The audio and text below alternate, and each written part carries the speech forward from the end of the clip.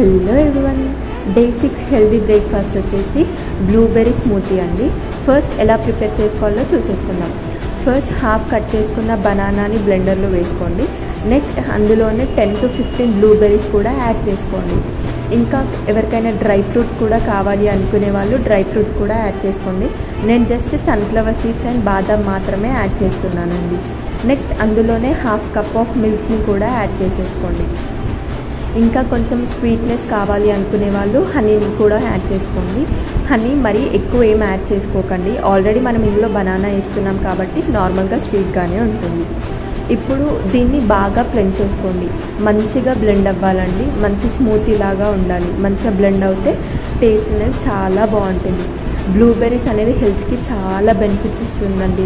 Heart హెల్త్ని improve చేయడం కానీ, ఇంకా యూరినరీ ట్రాక్ట్స్ ఇన్ఫెక్షన్స్ రాకుండా చేస్తుంది, బ్రెయిన్ పవర్ని ఇంక్రీజ్ చేస్తుంది, డైజెస్టివ్ ఇష్యూస్ ఉన్న రిలీఫ్ చేస్తుంది. It will help to fight against cancer. Weight loss అవ్వాలనుకున్న వారికి కూడా ఈ స్మూతీ అనేది చాలా హెల్ప్ఫుల్ అవుతుందండి. Compulsory weekly once or twice తీసుకునేలా చూసుకోండి. ఇది అందరికీ అఫోర్డబుల్ కాదండి, బ్లూబెర్రీస్ చాలా ఎక్కువ కాస్టే ఉంటుంది. బట్ మనం కొంచెం వెయిట్ లాస్ కావాలి అనుకున్నప్పుడు హెల్తీగా అవ్వడం మన హెల్త్కి చాలా మంచిది కాబట్టి ఈ స్మూతీని చేసుకొని తీసుకోండి. చాలా హెల్ప్ఫుల్ అండి, చాలా బెనిఫిట్స్ ఉంటాయి కాబట్టి కంపల్సరీ వెయిట్ లాస్ అవ్వాలి అనుకునే వారు కానీ నార్మల్ వారు కానీ తీసుకొని ట్రై చేయండి.